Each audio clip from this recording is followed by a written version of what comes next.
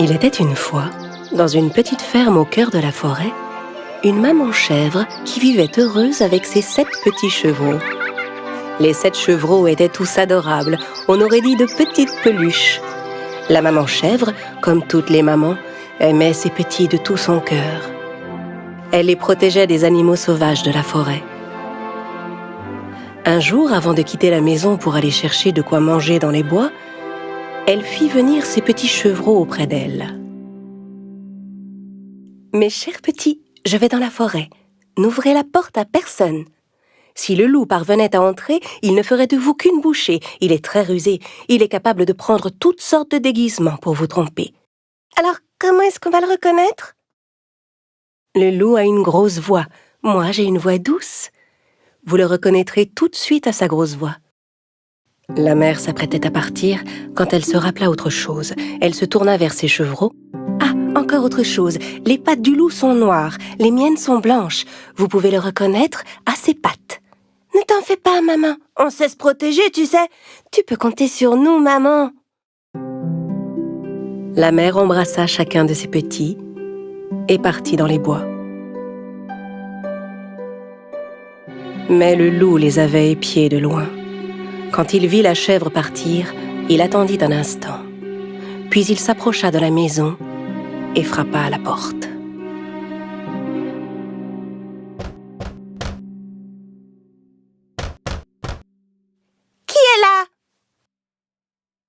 Ouvrez la porte, mes petits. C'est votre maman, je vous rapporte de la bonne nourriture. Mais les chevreaux reconnurent immédiatement la grosse voix du loup. Sans ouvrir la porte, ils crièrent « Tu n'es pas notre mère! Sa voix est belle et douce. Toi, tu as une grosse voix. Tu es le loup, on le sait, on ne se laissera pas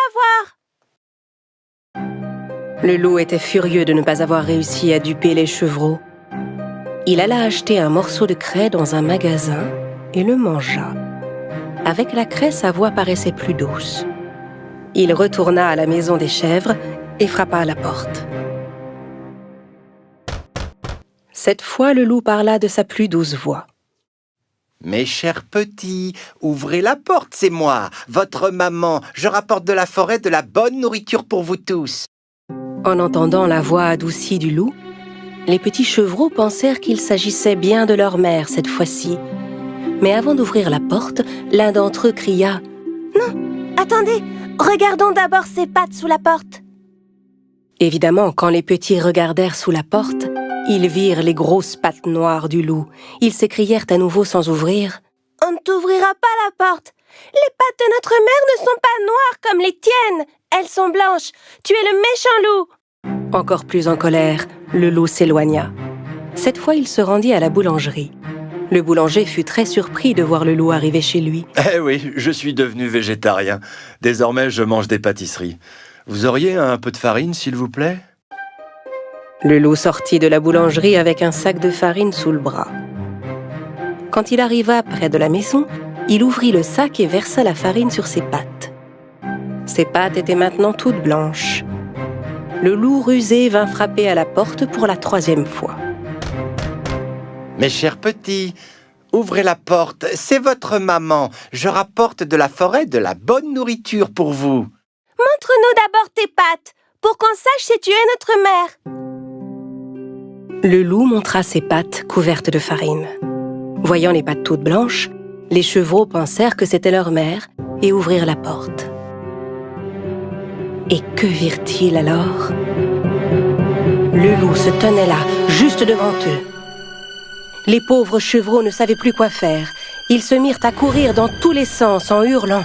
« Ah! Ah! Vous perdez votre temps. Je vais tous vous attraper. Ah! Un petit chevreau se cacha sous la table. Le 2e se glissa dans un lit. Le 3e sauta dans le poêle. Le 4e se réfugia dans un placard. Le 5e s'enferma dans l'armoire. Le 6e se cacha derrière le rideau.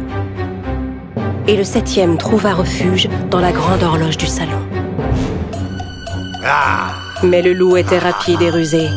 Et il les débusqua un à un de leurs cachettes.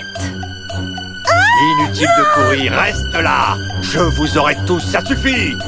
Ah! Ah! Ah! Le seul qu'il n'avait pas trouvé était celui caché dans l'horloge. Mais comme il était rassasié, il renonça à le chercher et s'en alla. Il y avait une grande clairière à quelques mètres de la maison. Le loup alla s'allonger sous un arbre pour y faire la sieste. Il se mit à ronfler.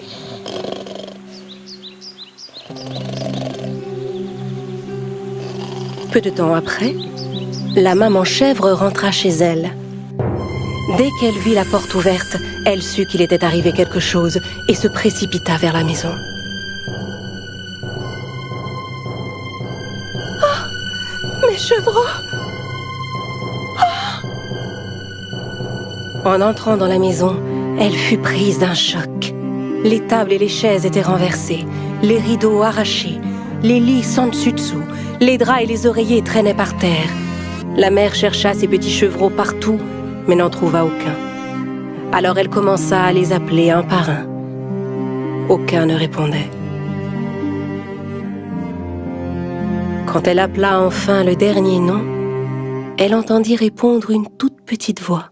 « Je suis là, dans l'horloge de grand-père !» La chèvre se précipita sur l'horloge de grand-père et délivra son petit. La maman serra son chevreau contre elle. Le petit lui raconta toute l'histoire en pleurant. Le loup est venu déguisé, on a cru que c'était toi, alors on a ouvert la porte. Le loup a dévoré tous mes frères et sœurs.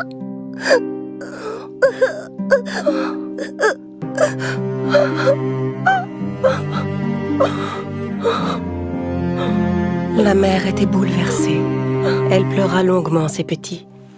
Puis, avec le seul enfant qui lui restait, elle sortit et se dirigea vers la clairière. Elle finit par trouver le loup qui dormait sous un arbre. Il ronflait si fort qu'il en faisait trembler les branches.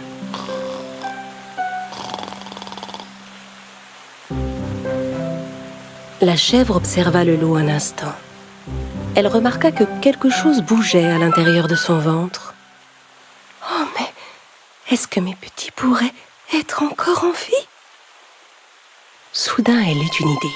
Elle dit à son petit « Va chez nous et rapporte-moi une aiguille, du fil et des ciseaux. » Pendant que le petit filait à la maison, la mère ramassa par terre 6 gros cailloux.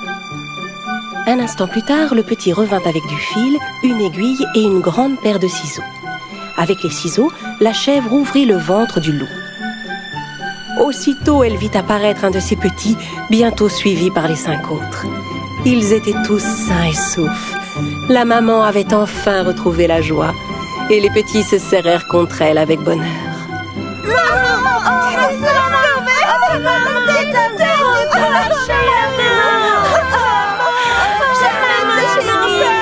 Ils étaient tous fous de joie. Mes petits chevreaux, vous êtes là. La chèvre déposa délicatement les cailloux qu'elle avait ramassés dans le ventre du loup. Puis elle recousit le ventre avec le fil et l'aiguille. Le loup dormait si profondément qu'il ne sentit rien. Il ne bougeait même pas. La maman et ses petits s'enfuirent rapidement. Quand il se réveilla, le loup se leva. Il avait mal au ventre. Il se dit qu'il avait dû manger trop de petits chevreaux. Et comme son ventre était plein de pierres, il avait très soif. Il alla à la rivière pour boire de l'eau. Mais tandis qu'il marchait, les cailloux se heurtaient les uns contre les autres. J'ai le ventre tellement plein et lourd. C'est comme si les chevreaux étaient tous devenus des pierres. Il voulut se baisser pour boire à la rivière. Mais les pierres étaient tellement lourdes qu'il perdit l'équilibre et tomba dans l'eau. Oh, oh, à l'aide! Vite, quelqu'un! Au secours, je me noie! Venez m'aider! Oh! Il avait beau appeler à l'aide, personne ne vint le secourir. Ne pouvant supporter le poids de ses cailloux, il finit par s'enfoncer dans les profondeurs de l'eau. Alertés par les cris, la chèvre et ses petits accoururent à la rivière. Oui, le loup est mort! Le loup est mort! Youpi! Bien rappelé, méchant loup! Main dans la main, ils se mirent à sauter et à danser tous ensemble. À partir de ce jour, la chèvre et ses petits vécurent heureux et en paix dans leur petite maison au cœur de la forêt. Il était une fois 3 petits cochons qui vivaient avec leur mère dans une petite maison. Le temps était venu pour eux de quitter la maison et d'apprendre à vivre seuls. La mère fit venir ses 3 petits cochons auprès d'elle. « Mes chers petits, vous êtes devenus grands maintenant, il faut partir et découvrir le monde. Pour vous, une nouvelle vie commence. Mais n'oubliez pas, quoi que vous fassiez dans ce monde, faites-le du mieux que vous pouvez. Ce sera la meilleure manière pour vous de rester sains et saufs. » Dans un mélange de tristesse et d'excitation, les 3 petits cochons dirent au revoir à leur mère et se mirent en chemin. Après avoir marché un moment, ils trouvèrent un terrain dégagé où ils pourraient construire leur maison.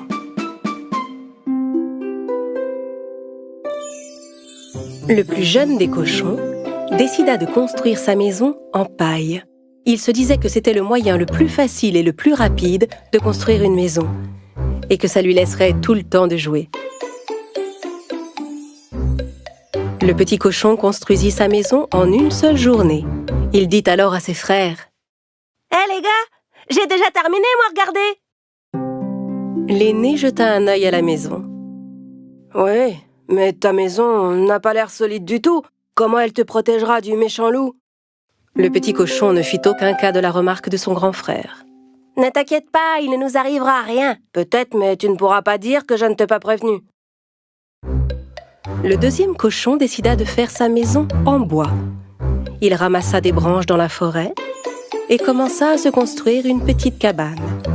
Il mit exactement 3 jours à la construire. Cette maison semblait un peu plus solide que celle en paille. L'aîné des cochons vint le voir. « Mon cher petit frère, j'ai vu que tu avais bien travaillé pendant ces 3 jours, mais ta maison n'a pas l'air du tout solide. Comment elle te protégera du méchant loup ?» Le cadet répondit à son frère: « Ne t'en fais pas, cette maison est vraiment sûre. » « Peut-être, mais tu ne pourras pas dire que je ne t'ai pas prévenu. » Pendant que les 2 plus jeunes petits cochons s'amusaient et se reposaient dans leur toute nouvelle maison, l'aîné, lui, ne cessait de travailler. Il avait entrepris de construire sa maison en pierre et en briques. Ses 2 petits frères ne voyaient pas l'intérêt de faire autant d'efforts. Ils passaient leur temps à jouer et à se distraire.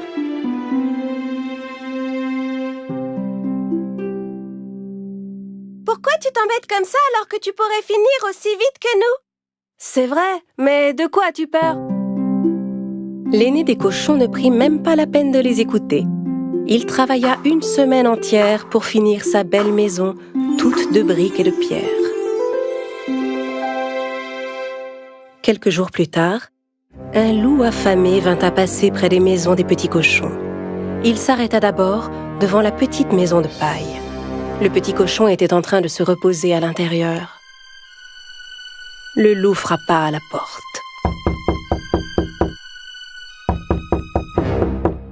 « Ouvre cette porte et laisse-moi entrer. Sinon, j'inspirerai à fond, gonflerai mes poumons et soufflerai ta maison. » « Tu ne peux rien me faire. Ma maison est bien assez solide. » Alors le loup inspira à fond, gonfla ses poumons et souffla la maison. Heureusement, le petit cochon réussit à s'échapper. Il courut aussi vite qu'il put jusqu'à la maison en bois de son frère. Il frappa à la porte. Quand son grand frère vint lui ouvrir, le petit cochon se précipita à l'intérieur de la maison. « Ferme la porte ou le loup va entrer. » « Ne t'inquiète pas, il ne peut rien nous faire dans cette maison. » Au bout de quelques instants, le loup arriva devant la cabane du deuxième cochon et lui cria: « Ouvre cette porte et laisse-moi entrer. Sinon, j'inspirerai à fond, gonflerai mes poumons et soufflerai ta maison. » « Tu ne pourras jamais souffler ma maison. » Alors le loup inspira à fond, gonfla ses poumons et souffla la maison. Les 2 petits cochons échappèrent de justesse au loup et coururent se réfugier dans la maison de leur grand frère. « Ah, grand frère, le loup vient par ici, qu'est-ce qu'on va faire ?» L'aîné répondit alors d'un air assuré: « Ne vous en faites pas, le loup ne peut pas entrer dans cette maison. »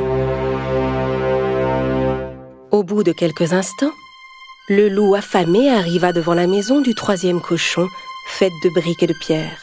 Il cria derrière la porte. « Ouvre cette porte et laisse-moi entrer, sinon j'inspirerai à fond, gonflerai mes poumons et soufflerai ta maison. » « Essaie toujours, méchant loup, tu ne pourras jamais entrer !» Le loup était très en colère. Il gonfla ses poumons et souffla, mais rien ne se passa. Il ne réussit pas à souffler la maison. Il essaya encore et encore, mais n'arrivait pas à bouger une seule brique. Finalement, à bout de souffle, le loup commença à chercher un autre moyen d'entrer.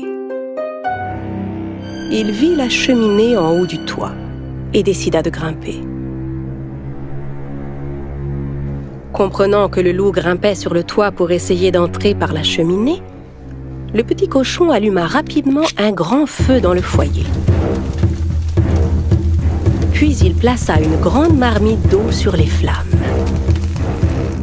Le loup escalada la cheminée et se glissa à l'intérieur. Et il atterrit tout droit dans la marmite. Ah, à l'aide! Ah, ah, à l'aide!